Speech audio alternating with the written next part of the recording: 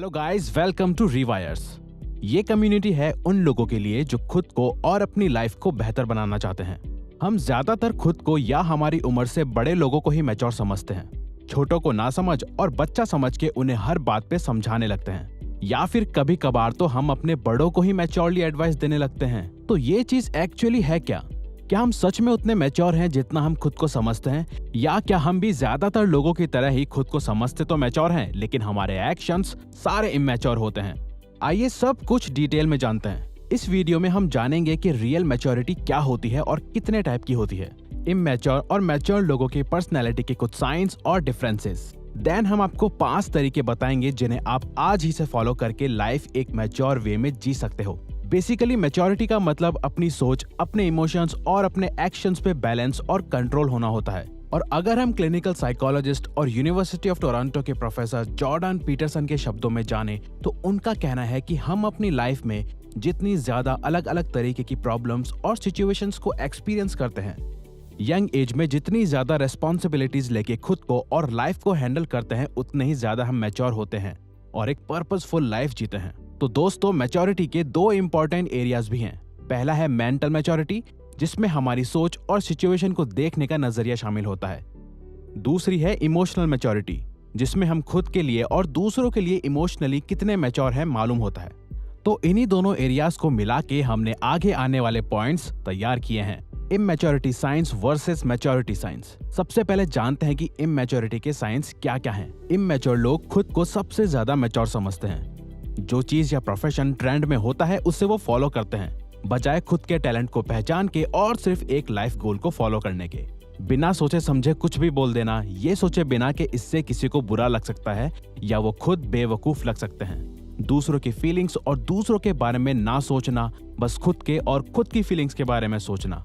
अपने इमोशंस पे कंट्रोल ना होना, हर बात पे ओवर रिएक्ट करना, सबसे ज्यादा कूल दिखने का शौक, अपने आप को बहुत ज्यादा सीरियसली लेना, लोगों की छोटी छोटी बातों से बुरा मान जाना और दिल से लगा लेना, सिर्फ अपनी ही बात करना बजाय दूसरे की बात सुनने के, लोगों को फेक प्रॉमिसेस करना और उन प्रॉमिसेस को पूरा ना करना, अपने लाइफ को और खुद को दूसरों से कंपेयर करना और जेलस फील करना, किस्मत और लाइफ को कोसना, दूसरों के सामने खुद को परफेक्ट दिखाना लेकिन अकेले में खुद को पसंद ना करना, अपनी मिस्टेक्स की रेस्पॉन्सिबिलिटी खुद लेने की जगह दूसरों को ब्लेम करना। ऐसे ही और भी काफी सारे साइंस हैं। और वहीं मैच्योरिटी की साइंस है लाइफ को एक पर्पस के साथ जीना, मालूम होना कि उन्हें एग्जैक्टली लाइफ में क्या चाहिए और क्या करना है।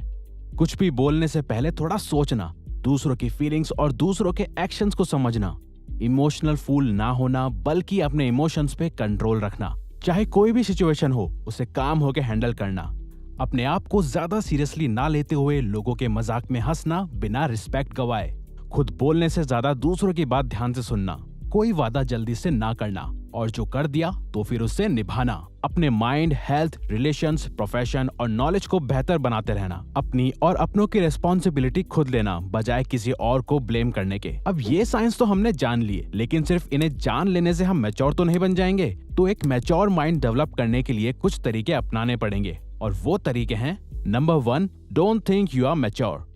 जो ज्यादातर उम्र में बड़े लोग और यंग लोग गलती करते हैं वो है कि सभी अपने आप को मैच्योर समझते हैं कि मुझे सामने वाले से ज्यादा समझ है। खैर, यही कारण है रिलेशंस के बीच लड़ाई या आर्ग्यूमेंट्स का। लेकिन जब हम अपने आप को बाकी लोगों की तरह ही एक नॉर्मल इंसान समझते हैं तो हम हमारे आसपास के लोगों से रिलेट कर पाते हैं, बजाय ये सोचने के कोई मुझे नहीं समझ सकता क्योंकि मैं और मेरी सोच लोगों की सोच के परे हैं। हम खुद को मैच्योर समझने से हम मैच्योर नहीं होते, बल्कि हमारे एक्शन शो करते हैं कि हम कितने मैच्योर हैं। Number 2, be proactive not reactive.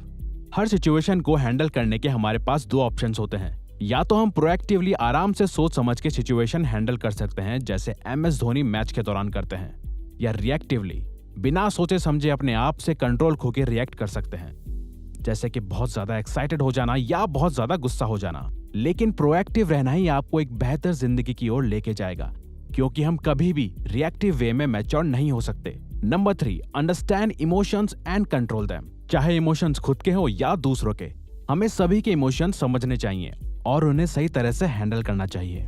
हम सभी अपने इमोशंस तो अच्छी तरह से समझते ही हैं, लेकिन अब से आप स्टार्ट करो कि जो बातें लोग आपसे नहीं कह पाते या जो इमोशंस वो आपको शो नहीं कर पाते वो आप खुद ही समझ सको। दूसरे के नजरिए से दूसरे की सिचुएशन भी देखो। कोई आपका करीबी है जिसने आपको गुस्से में कभी कुछ गलत बोल दिया, फिर वो जब आपसे आके माफी मांगे तो सामने वाले को माफ करना भी सीखो। अगर आपसे कुछ गलत हो गया है तो आप भी सॉरी कहने में शर्माना मत, यही मैच्योरिटी है। Number 4, stay away from drama. हम उन 5 लोगों की तरह ही बनते हैं जिनके साथ हम सबसे ज्यादा रहते हैं। तभी तो कहते हैं कि हमें अपने दोस्त और अपनी संगत सोच समझ के चुननी चाहिए। तो जितना हो सके उतना नेगेटिव लोगों से और ड्रामा से दूर रहो। जहां सब एक दूसरे से लड़ते हैं या नेगेटिव बातें करते हैं, उन लोगों से दूरी बना के रखो। Number 5, take responsibility, don't blame. बहुत आसान होता है भगवान को, लाइफ को, फ्रेंड्स को, सिचुएशन को या पेरेंट्स को ब्लेम करना कि मेरे पास ये नहीं है, वो नहीं है, इनकी वजह से मैं जो चाहता हूं वो नहीं कर पा रहा।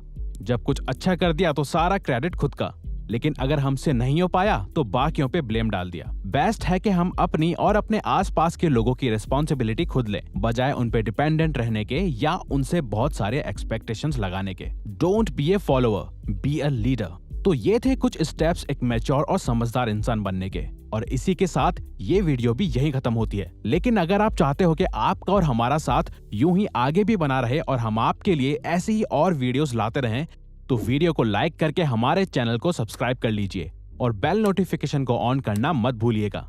और हाँ दोस्त, अगर आप चाहते हो कि हम किसी पर्टिकुलर टॉपिक पे या प्रॉब्लम पे वीडियो बनाएं तो प्लीज कमेंट बॉक्स में बताओ। हम उस पे वीडियो बनाने की कोशिश करेंगे क्योंकि हम यहाँ आपकी हेल्प करना चाहते हैं।